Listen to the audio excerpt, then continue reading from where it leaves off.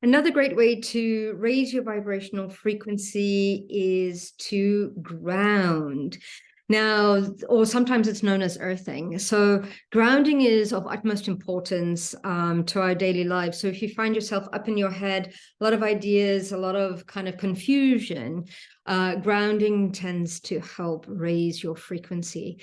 Now, as most of you, if you've been on any of my courses, I encourage people to question. I test and I push the boundaries of all processes that people suggest. And one thing that I have found that sets me up for success whenever I'm doing any kind of spiritual work is to ground, to center, and to clear myself before connecting to anything spirit.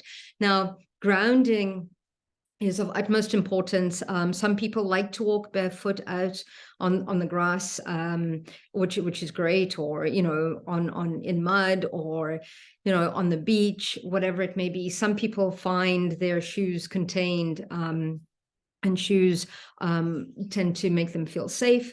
But we have chakras on the soles of our feet. And in a lot of my meditations, when I am grounding us before we say, for example, go into the Akashic Records or do any kind of Reiki healing or whatever it is, I tend to create a visualization of opening up those energy centers on the soles of our feet and really allowing the exchange of Mother Earth and us, because we're direct representations of the Earth. Whatever she's made up of, we're, the micro representation of Mother Earth.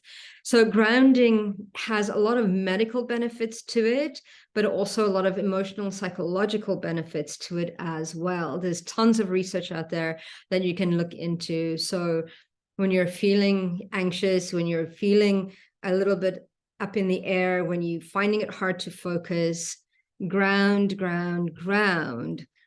helps you to become more focused, and in turn to raise your vibrational frequency as well.